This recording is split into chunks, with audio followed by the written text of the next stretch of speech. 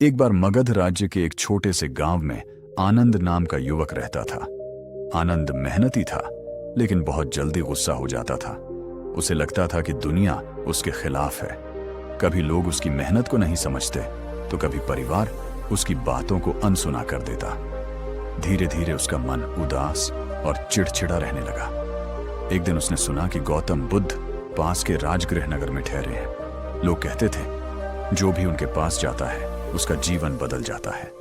आनंद ने तय किया कि वह भी बुद्ध के पास जाएगा और अपने सवालों का जवाब पाएगा। अगले दिन आनंद बुद्ध के आश्रम पहुंचा। वहां बहुत से भिक्षु बैठे थे, कुछ ध्यान में लीन, कुछ मौन में मुस्कुरा रहे थे। वातावरण इतना शांत था कि आनंद को लगा जैसे समय ठहर गया हो। वह बुद्ध के सामने जाकर बोला, भगवान, मैं अपने जीवन से परेशान हूं। मैं सबको खुश करने की कोशिश करता हूं, लेकिन कोई खुश नहीं होता।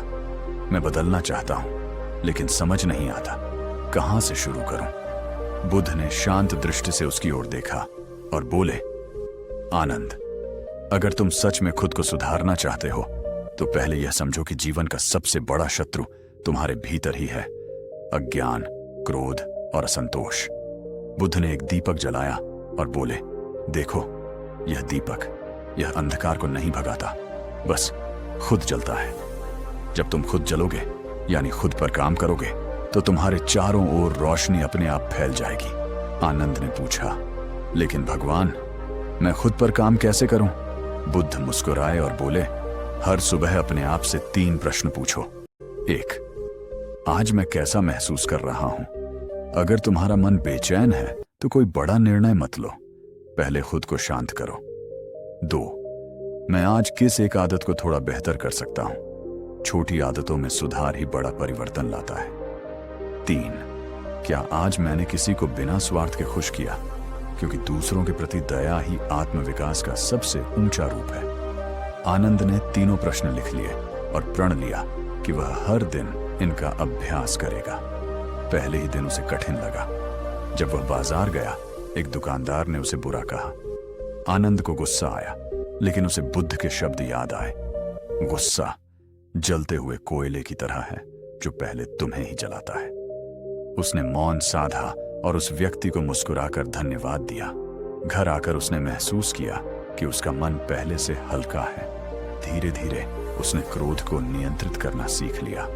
1 हफ्ते बाद जब वह बुद्ध के पास लौटा तो बोला, भगवान, मुझे लगता है मैं अब शांत हूं, लेकिन भीतर कुछ खाली खाली है। बुद्ध ने कहा, अब तुम्हें अगला कदम सीखना होगा, स्वयं को स्वीकारना। जब तक तुम खुद से प्रेम नहीं करोगे, तब तक शांति अधूरी रहेगी। बुद्ध ने एक पत्थर उठाया और बोले, यह पत्थर भारी है।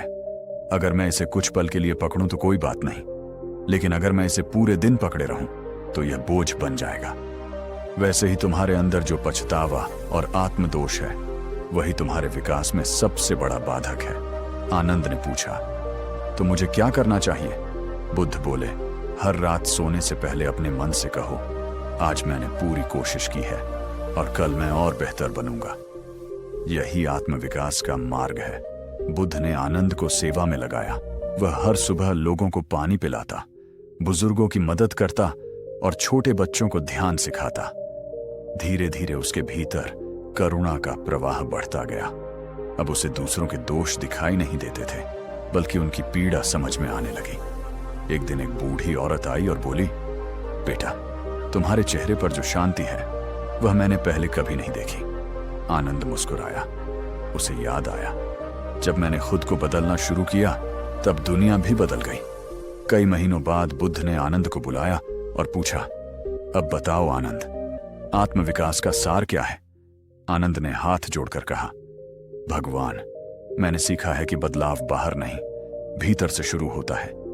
जब मैं खुद शांत होता हूं तब लोग भी मुझे समझते हैं। जब मैं खुद प्रेम करता हूं तब दुनिया मुझे प्रेम लौटाती है, और जब मैं खुद को स्वीकारता हूं तब जीवन आसान हो जाता है। बुद्ध ने मुस्कुराकर कहा, यही तो बोध है आनंद, स्वयं को जानना ही सबसे बड़ा सुधार है। इस कहानी की सीख बहुत सरल है, खुद को समझो, खुद पर काम करो और खुद से प्रेम करो। जब इंसान अपने विचार, अपनी आदतें और अपने व्यवहार में सुधार लाता है तो पूरा संसार उसके साथ बदल जाता है। इसलिए दुनिया को बदलने की कोशिश मत करो, पहले खुद को बेहतर बनाओ, क्योंकि जब तुम बदलते हो तो पूरी दुनिया तुम्हारे साथ बदल जाती है।